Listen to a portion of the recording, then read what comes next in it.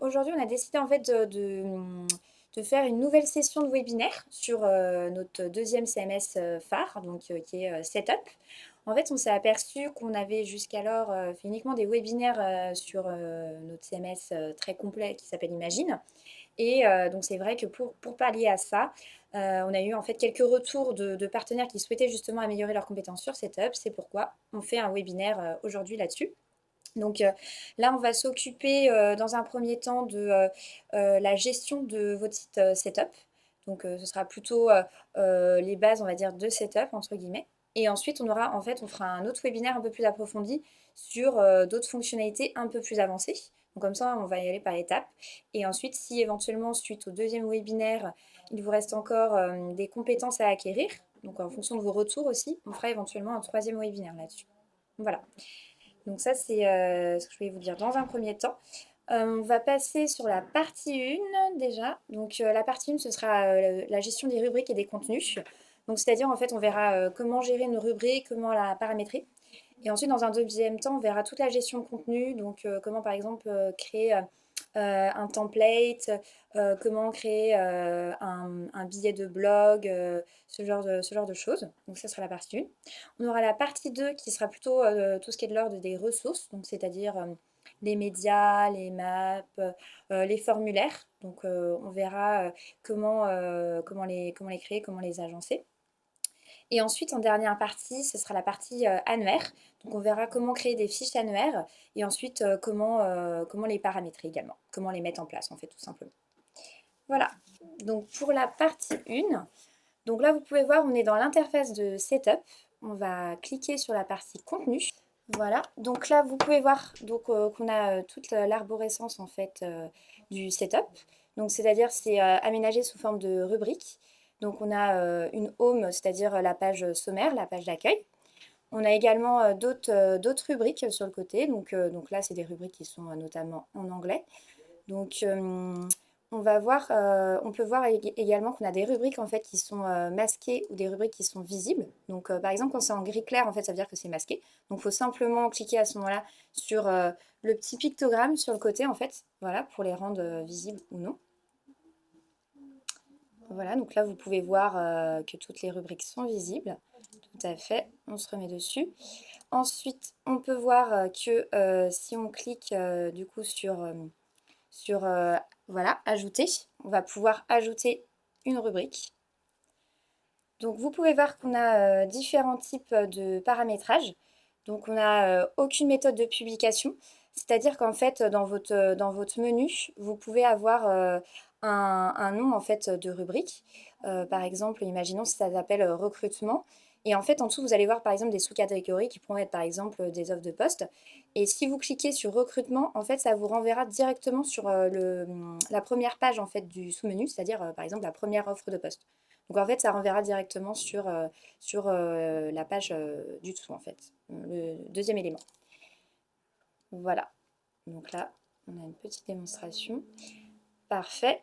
Donc pour la partie blog, en fait, vous allez pouvoir publier un blog, c'est-à-dire publier des billets de blog. Donc cette partie-là est assez intéressante. Je ne sais pas si on fait une démo éventuellement. Donc on va faire une petite simulation.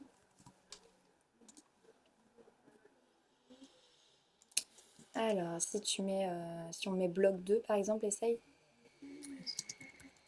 Ou blog test. Voilà. Donc là, si vous voulez voir, on va créer en fait un billet de blog. Voilà, donc on peut faire une petite simulation. Vous voyez, c'est assez intuitif. Donc voilà, on met le titre, on peut mettre le résumé, on rajoute évidemment des médias donc qu'on pourra choisir. Et puis vous avez tout le contenu, donc là pour faire vos brèves en fait, notamment. Voilà. Donc si on retourne maintenant dans les autres. Alors, si tu fais annuler.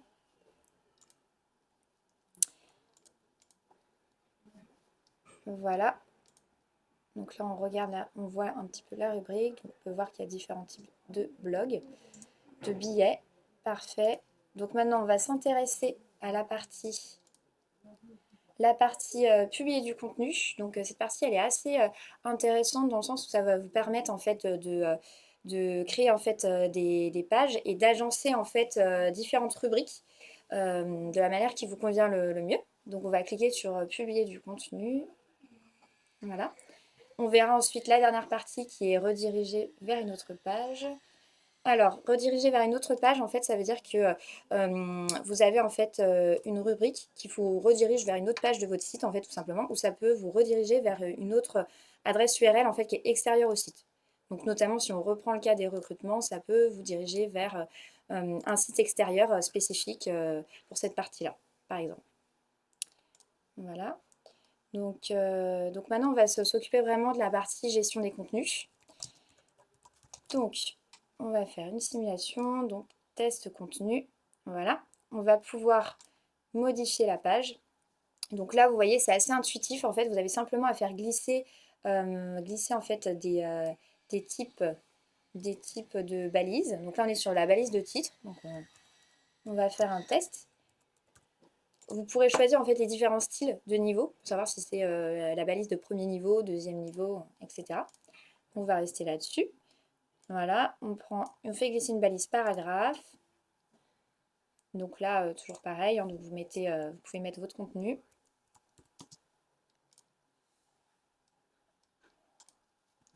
Donc voilà, on publie également une image.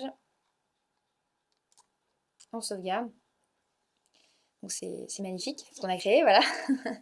Ensuite, on peut mettre, voilà, on rajoute une image en plus. On prend déjà dans la bibliothèque existante hein, pour que ça aille plus rapidement. Impeccable.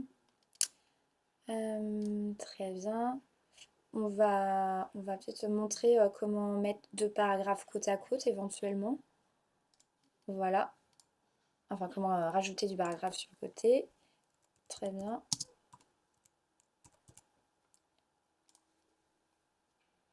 Voilà, donc vous voyez que c'est assez facile à agencer. Donc on peut rajouter ensuite tout ce qui est galerie photo, évidemment, de l'audio, comme je disais, des vidéos, des maps, des formulaires, un peu de tout. Donc voilà. Ensuite, vous pouvez choisir, voilà, on va aller regarder la rubrique qui est particulièrement exceptionnelle. Très bien.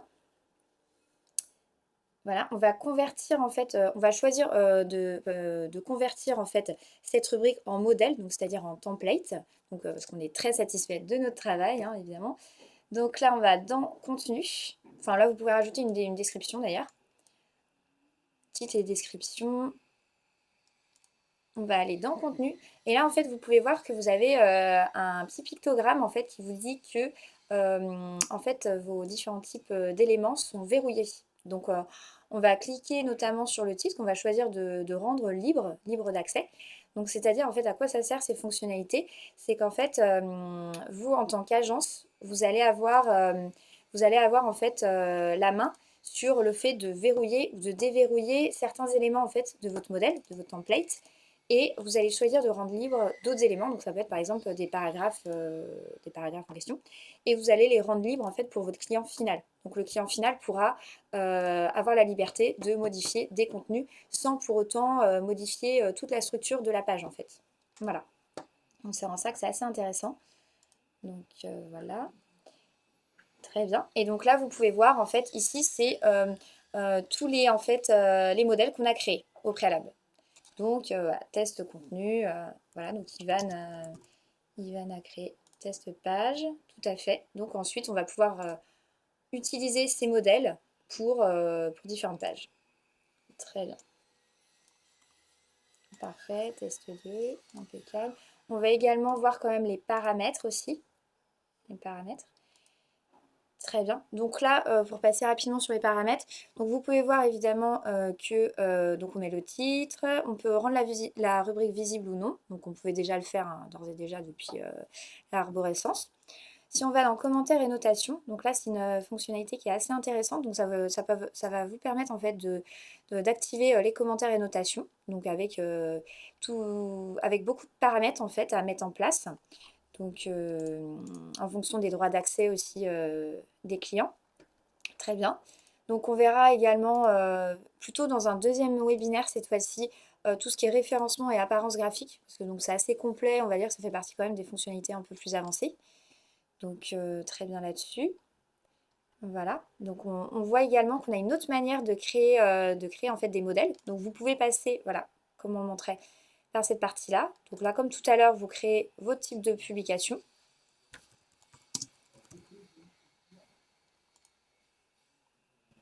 Avec exactement le même système que tout à l'heure. Donc vous faites glisser vos balises, la galerie photo.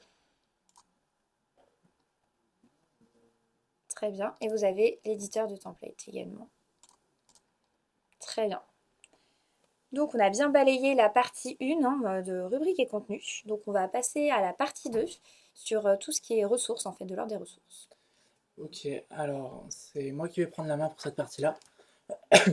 Donc pour la partie ressources, comme on le disait, en fait, dans cette partie ressources, vous allez pouvoir retrouver aussi bien tous vos médias, donc toutes vos images, que vous allez pouvoir importer soit une à une avec cette fonction d'image. Vous allez pouvoir sélectionner l'image, donner un nom à votre image, donc test image, ajouter un fichier, choisir sa taille. Donc si vous voulez la recadrer de base, à savoir que au niveau des tailles, en fait, on va prendre la taille la plus grande de votre média. Si vous avez une image de 1200 de largeur par 600 de hauteur, et ben en fait c'est le 1200 de largeur qui va être pris en compte par la taille indiquée et inversement. Donc voilà, donc vous pouvez ajouter votre image, elle va s'ajouter directement dans votre centre de ressources. Vous pouvez aussi envoyer tout un ensemble de fichiers images pour faire un import plutôt massif. Et là, en fait, ça vous évitera de retaper à chaque fois un titre. Ça prendra le nom de votre média, de votre fichier pour l'importer. Vous pouvez aussi créer un diaporama. Donc test, je vais faire rapidement un test. Hop. Et donc là, en fait, vous allez créer euh, des, euh, des, des diapositives en sélectionnant un, un média que vous avez déjà déposé dans la ressource ou en créer un nouveau. Vous allez pouvoir mettre un texte, un titre, un texte et un lien par rapport à votre diapositive de diaporama. Donc vous pouvez en créer plusieurs. Et après, vous allez pouvoir éventuellement indiquer si vous êtes sur du diaporama simple avec du défilement, avec de la lecture aléatoire, lecture automatique. Vous avez différents paramètres pour créer votre diaporama que vous pouvez donc appeler dans les contenus de votre site setup, bien entendu. Je vais passer un peu sur la partie audio, vidéo, mais à savoir que vous pouvez aussi Flash, vous pouvez importer du contenu audio, vidéo, Flash. Vous pouvez importer des PDF, bien sûr, de la même façon que les images, vous rentrez le nom, vous rajoutez votre fichier et vous pourrez après non pas l'afficher sur une page, mais faire un lien vers ce média en fait que vous avez indiqué dans le centre de ressources. Vous pouvez aussi bien sûr créer une carte Google Maps. Donc là, pour la map, on va pouvoir créer une map. Hop. À ce moment-là, pour ceux qui connaissent un peu Imagine, c'est la même utilisation. Vous allez en fait choisir une adresse. Alors bien sûr, pour rappel, pour que cela fonctionne, il faut paramétrer au préalable une clé dans la partie paramètres.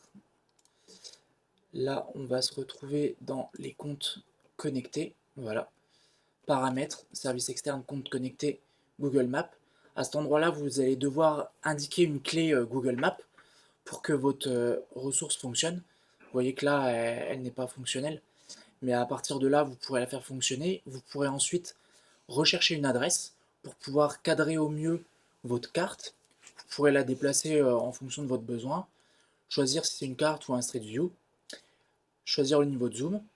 Et ensuite, mémoriser la carte pour bien penser à mémoriser la carte pour la sauvegarder, sauvegarder le rendu. Et après, la deuxième phase, ça va être de créer des marqueurs. Donc créer des marqueurs en pareil, en faisant de la recherche d'adresse. Ça va vous créer différents marqueurs que vous pourrez afficher sur la map. Vous pourrez éventuellement choisir une icône différente. Et voilà, et votre map, vous pourrez l'afficher comme on l'avait vu directement depuis une page de contenu de setup. Sinon, vous pouvez aussi, par les ressources, créer un formulaire. Donc, test form. Là, vous devez bien indiquer l'objet de l'email. Ça va être l'objet qui sera indiqué dans l'email reçu par l'internaute, pardon, par votre client, parce qu'en fait, au final, votre formulaire va servir à ce que les internautes envoient des emails à votre client. Donc là, ça va être votre client qui va recevoir l'email avec l'objet de l'email. Vous allez mettre les destinataires, donc vos différents clients qui devront recevoir les emails. Vous pouvez éventuellement mettre vos adresses email à vous pour pouvoir tester le formulaire, bien sûr. Vous pouvez indiquer du texte au-dessus du formulaire, en dessous du formulaire. Bien penser à remplir le message post-validation, la confirmation d'envoi. C'est le message post-validation, ça va être le message qui va être affiché à la place du formulaire quand le formulaire sera correct et valide. Donc voilà, le formulaire disparaîtra et ce message apparaîtra. L'email de confirmation, ça va être si vous souhaitez envoyer un email à l'internaute pour lui confirmer que le message a bien été envoyé. Donc c'est dans cette partie-là que vous allez indiquer le message affiché dans l'email. Bien penser que si vous souhaitez utiliser cette fonctionnalité, il faut penser au fait que dans votre formulaire, vous devez indiquer un champ adresse email pour que l'internaute puisse indiquer son adresse mail pour lui envoyer l'email. Vous pouvez bien sûr activer le CAPTCHA, donc le CAPTCHA de base, et bien sûr activer le reCAPTCHA, donc dans les paramètres.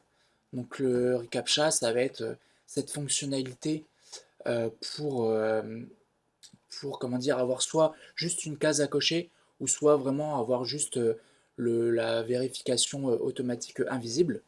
Donc là, vous pouvez aller sur reCAPTCHA, indiquer votre clé de site, clé secrète, et choisir le type à sélectionner. Donc je retourne dans le formulaire. Quand on a bien rempli tous ces champs, donc là on va mettre objet test, confirme, email, ok, suivant. Ah, j'ai pas mis de destinataire. test.com. Voilà. Et donc à partir de ce moment-là, vous allez pouvoir concevoir votre formulaire de A à Z avec différents champs, des champs basiques avec des lignes de texte, des paragraphes pour que votre internaute puisse indiquer du texte, des cases à cocher, des boutons radio. Enfin voilà, je ne vais pas passer sur chacune. Je vais juste vous montrer quand même pour la partie qu'on a vue précédemment. Si vous souhaitez envoyer un email de confirmation à l'internaute, vous devez donc ajouter une adresse mail, enfin un champ adresse mail pour que votre internaute puisse indiquer son adresse mail. Et bien sûr, pensez bien à, pensez bien à cliquer sur cette case. Utilisez l'adresse email saisie comme adresse de l'internaute. Donc c'est bien cette fonction qui va activer la possibilité d'utiliser ce champ pour envoyer l'email. Donc voilà pour cette partie formulaire. Avec, vous avez, oui, bien sûr, des envois de fichiers. Vous pouvez éventuellement faire des formulaires en plusieurs étapes, si vous le souhaitez aussi. Donc voilà, est-ce que j'ai oublié la map, je vais vous montrer. Après, à noter que, de toute façon, là, la plupart du temps, ça va être vos images et vos PDF qui vont faire du poids sur votre site web, qui vont impacter le quota de disque. Vous pouvez bien sûr les supprimer. Quand vous supprimez les ressources, ils vont ils vont aller dans la corbeille. À noter que quand ils sont dans la corbeille, ils ont toujours un poids sur le serveur. Donc c'est à vous de supprimer les éléments de la corbeille pour gagner du poids, si besoin. Voilà, après bien sûr, vous pouvez filtrer les éléments éventuellement par type si vous le souhaitez, pour retrouver que les formulaires ou que les maps. Vous pouvez faire de la recherche par rapport au nom du média. Et aussi, bien sûr, en fait, vos ressources, vous pouvez les trier avec des dossiers pour mieux vous y retrouver. Mais ça n'a pas du tout d'impact sur le site. C'est vraiment pour que votre client se retrouve pour la gestion de ses ressources. Et à noter que si jamais vous créez une image, que vous l'appeliez dans une page, par exemple, et pour une raison ou une autre, vous allez modifier le dossier de l'image, si vous voulez passer l'image d'un dossier à un autre, il n'y aura pas du tout d'impact. L'image apparaîtra bien sur la page, il n'y aura pas de souci. Voilà. Donc c'est à peu près tout pour les ressources. Et après, on va finir On par va vous finir montrer. par la partie annuaire, du coup. Annuaire avec la création de fiches et la mise en place des fiches. Mhm. Alors, pour le coup, en fait, la partie annuaire, ça va être vraiment si vous souhaitez avoir un listing de fiches, aussi bien des fiches pour présenter des personnes, présenter des entités, présenter diverses choses, avec des types. Par exemple, là, en fait, dans les fiches annuaires, ces types sont gérés par des tags pour les faire remonter sur différentes pages au besoin. Et donc voilà, en fait, les types, ça va être, je vais vous le montrer, ça va être des, des sortes, zut, des ensembles de champs, en fait, pour afficher plus ou moins de contenu sur vos fiches annuaires. Et les tags, ça va être vraiment le type, enfin la sorte, la catégorie, pardon, la catégorie de fiches annuaires pour pouvoir les afficher sur plus ou moins de pages. Donc d'abord, je vais vous montrer pour administrer les types de fiches. Vous allez donc dans les paramètres, dans le annuaire type de fiche, donc là on peut voir qu'on en a déjà certaines. Donc si je rentre dans un type de fiche, on peut voir qu'il y a déjà des champs. Après on peut rapidement créer un nouveau type de fiche. Donc test fiche. Là on peut voir donc les différents champs. Donc on peut mettre un champ pour indiquer du texte, par exemple pour des noms, pour des tags, enfin, voilà, pareil pour les paragraphes.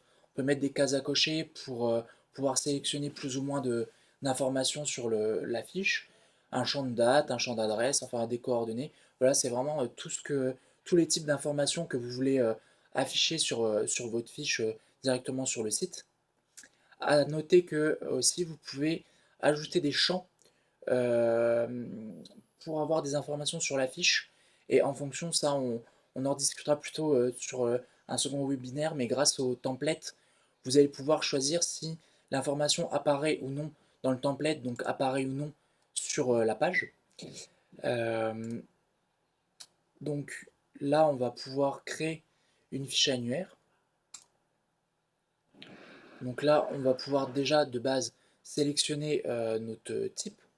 Donc là, on va partir sur Home par exemple. Donc là, on va l'appeler par exemple test home.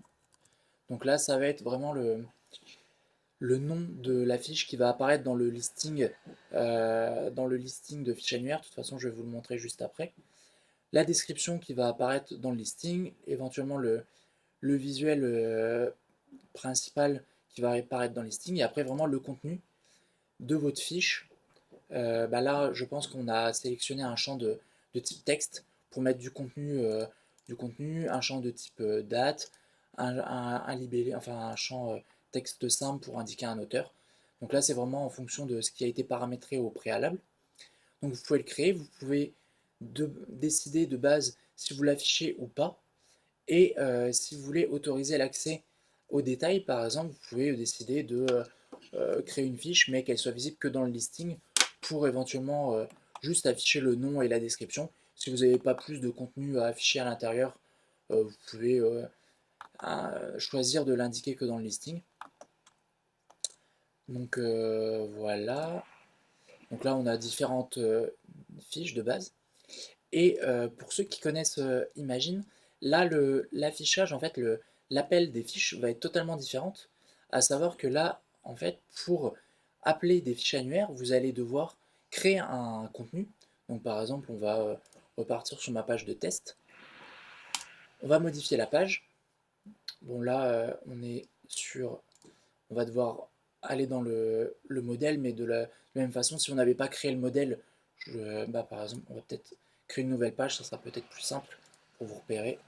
On va créer un nouveau contenu qu'on va appeler test annuaire.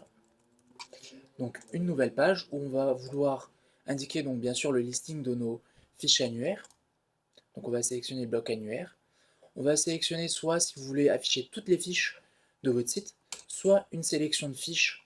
Et là, en fait, avec la sélection, vous allez pouvoir choisir soit une sélection manuelle, donc là vraiment indiquer les fiches que vous souhaitez. Donc par exemple, voilà, on sélectionne certaines, on va utiliser, donc là ça va ressortir que certaines fiches.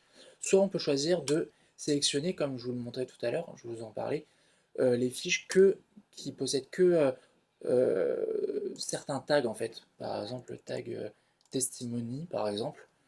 Donc et on peut en indiquer, je sais pas si qu'est-ce qu'on a comme tag sinon. États-Unis apparemment. Voilà, il y a un tag. Donc voilà, c'est donc soit on peut lui dire d'afficher toutes les fiches qui ont testimony et États-Unis, ou soit testimony ou États-Unis. Donc voilà, ou voilà, on peut lui dire d'afficher toutes les fiches vraiment. On va sélectionner. Donc là, on peut voir que ça nous a créé un bloc annuaire. Et à l'inverse d'Imagine, là, on va pouvoir vraiment ajouter d'autres blocs de contenu directement dans notre page en plus de notre bloc annuaire. Donc si vous le souhaitez, vous pouvez ajouter un bloc de type titre. Voilà, donc le titre, vous avez votre listing d'annuaire, vous pouvez rajouter d'autres blocs. Et après, alors si je retourne sur ma page, on peut voir que, voilà, alors je ne sais pas pourquoi ça a cet affichage. Voilà. Donc là, on peut voir qu'on a deux fiches annuaires qu'on peut rentrer à l'intérieur pour avoir vraiment le contenu complet de la fiche. Voilà, et après, donc pour les tags, si jamais je retourne dans les annuaires, on va pouvoir donc, si je me remets sur une fiche, on va bien sûr pouvoir en fait rajouter des tags à cet endroit-là pour donc bien sûr sélectionner au mieux l'affichage sur telle ou telle page de nos fiches annuaires. Voilà, je pense que on a fait le tour pour cette partie annuaire. Très bien. Donc là, comme vous avez pu le voir, c'était quand même, on va dire, plutôt les bases hein, de setup, hein, notamment. Donc la prochaine fois, à voir avec Ivan, mais on verra sûrement tout ce qui est, on a dit widget, tout ce qui est les statistiques, le référencement, et pourquoi pas peut-être les sauvegardes, je ne sais pas, éventuellement. On va se remettre d'accord là-dessus. Et puis si vous avez d'autres idées, comment dire, Plus précise pour, pour voilà, des plus précises, besoins des sur besoins, des attentes en particulier sur Setup, des compétences sur lesquelles vous souhaitez en fait enfin vous développer. Donc il ne faudra pas hésiter à nous faire des retours, donc que ce soit via le chat, par le chat du Webo, par téléphone, ou d'ailleurs maintenant notamment. On va regarder éventuellement si vous avez des questions. Donc, hop. Alors, est-ce qu'on a quelques questions? Ça a l'air d'être bon. N'hésitez pas à interagir, hein, profitez de ce webinaire, de la présence d'Ivan notamment aussi pour justement poser vos questions. Ça pourrait être profitable aussi pour les autres participants. Donc n'hésitez pas. En tout cas, est-ce que c'était assez clair pour vous? Est-ce, Alors, est-ce que c'était OK? si vous souhaitez qu'on revienne sur certains points, voilà, c'est le moment. Non? C'est bon pour vous? Ça a l'air d'être plutôt bon. OK. Très bien. Donc, de toute façon, pas forcément pour le prochain webinaire, mais celui d'après, on fera sûrement un second webinaire sur Setup avec la suite des fonctionnalités. Voilà. Et j'en profite pour faire une petite parenthèse. Le prochain webinaire sera sûrement sur la partie 3 en fait des fonctionnalités e-commerce sur Imagine. Donc ce sera plutôt les fonctionnalités e-commerce avancées sur Imagine. Donc je fais un petit aparté. là-dessus. Donc voilà, s'il y a d'ores et déjà des participants qui peuvent être intéressés, Et si, n'hésitez pas. et si éventuellement vous avez des questions précises pour la partie e-commerce Mm. que vous souhaitez qu'on aborde plus précisément lors du prochain webinaire, n'hésitez pas non plus à nous faire les remonter dans le chat. Ouais. Alors peut-être plutôt le chat du Weibo Facto à ce moment-là, ouais. Ah oui, Plutôt que le chat ah oui, bien sûr. ici, ouais. Très bien, bah écoutez, si ça a été clair pour tout le monde, a priori, vu qu'on n'a pas forcément de retour là-dessus. Bah, écoutez, bah, dans ces cas-là, on espère que ça vous a aidé, que ça a pu vous faire monter en compétence un petit peu sur Setup. Et puis on se donne rendez-vous pour le prochain webinaire. Je pense que ce sera, on n'a pas encore arrêté la date, hein, mais ça devrait être d'ici, Fin du mois d'août. voilà, tout à fait, fin du mois d'août, histoire que tout le monde soit également rentré de congé. Donc voilà, ce sera sur Imagine et puis on fera le suivant sur Setup. Eh bien, merci à vous. Bonne journée. Bonne journée. Au revoir.